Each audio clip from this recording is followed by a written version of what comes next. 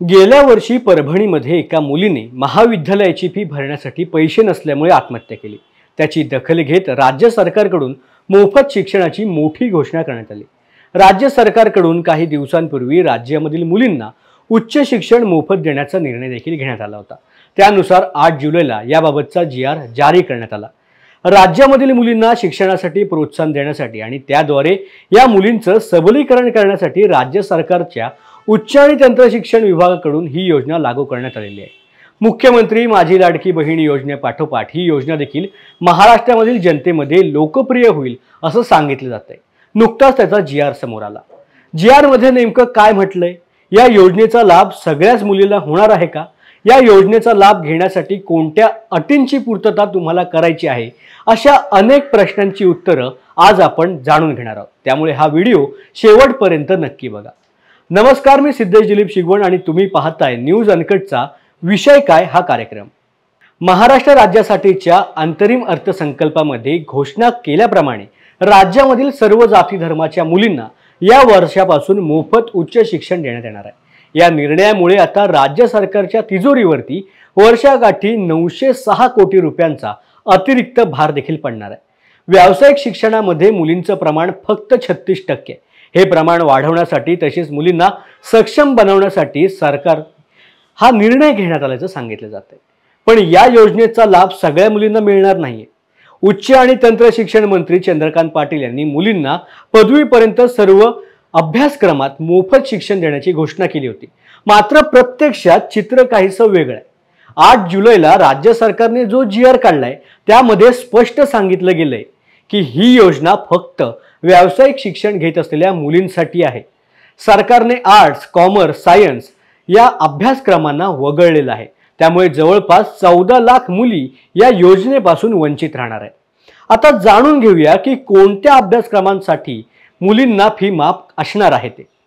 Engineering, pharmacy, agriculture तसेच पशुसंवर्धन आणि दुग्ध व्यवसाय, मत्स्य व्यवसाय या विभागाच्या अधिपत्याखाली येणाऱ्या ज्या शिक्षण संस्था आहेत त्यासाठी प्रवेश शुल्क मोफत असणार आहे। सोप्या भाषेमध्ये सांगायचं झालं तर ज्या शैक्षणिक संस्थांमध्ये व्यावसायिक शिक्षण शिकवलं जातं त्या ठिकाणच्या प्रवेश शुल्कामध्ये 100% फी माफ असणार आहे। म्हणजे तुम्हाला आता व्यावसायिक शिक्षणासाठी 1 रुपया सुद्धा भरावा लागणार नाही। आता तुम्हाला प्रवेश घेताना फक्त तुमच्या कुटुंबियाचा वार्षिक उत्पन्नाचा दाखला द्यावा लागणार आहे। ज्या मुलींच्या कुटुंबाचे वार्षिक उत्पन्न 8 लाखापेक्षा जास्त असेल त्या मुलींना मात्र या शिक्षणाचा लाभ मिळणार नाही। 8 लाख पेक्षा कमी उत्पन्न असेल त्यांना हा लाभ मिळणार आहे। पण प्रत्येक कॉलेजची फी स्ट्रक्चर हे वेगळं असतं। काही कॉलेजच्या फी स्ट्रक्चरमध्ये library fee, development fee, hostel fee, exam fee, tuition fee अशा वेगवेगळ्या फीचा समावेश असतो। त्यापैकी शासनाच्या GR नुसार ट्युशन फी, एक्झाम फी मध्ये 100% फी माफी देण्यात आली। तसेच यामध्ये OBC, EWS, SEBC या मुलींची फी शुल्क आणि परीक्षा शुल्कामध्ये 50% ऐवजी 100% फी माफ करण्यात आले। तसेच 2024-2025 ला नवीन प्रवेश घेतलेल्या मुलींना त्याचबरोबर ज्यांचं ॲडमिशन 2024च्या आधी झालंय त्यांना सुद्धा या योजनेचा लाभ मिळणार आहे। पण तुम्हाला तुमच्या अर्जाचं नूतनीकरण करावं लागणार आहे। यामध्ये अनाथ मुलांचाही समावेश असणार आहे, त्यांना सुद्धा या योजनेचा लाभ मिळणार आहे।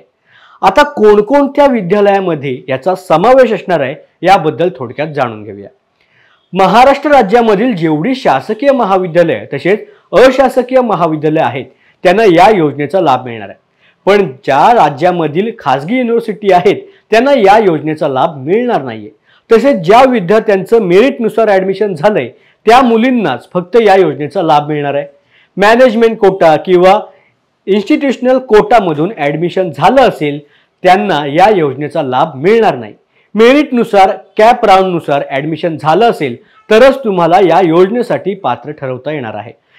पण या GR मध्ये अजून स्पष्टता यायला हवी, ती म्हणजे विद्यार्थी जेव्हा ॲडमिशन घेण्यासाठी जातो तेव्हाच फी माफ होणार आहे का, की मग विद्यार्थ्यांना सुरुवातीला सगळी फी भरावी लागणार आहे आणि नंतर स्कॉलरशिपचा फॉर्म भरून महाडीबीटी वेबसाईटद्वारे पैसे परत मिळवता येणार आहेत। याबाबत स्पष्टता येणं अत्यंत गरजेचं आहे, कारण अनेक कॉलेजमध्ये ॲडमिशनच्या वेळेला संपूर्ण फी घेतली जाते। आता या योजनेचा राज्यभरामधील मुलींना फायदा तर होणारच आहे, पण ही योजना असेल किंवा लाडकी बहीण योजना असेल, या योजनेमुळे सरकारच्या तिजोरीवरती चांगलाच भार पडणार आहे।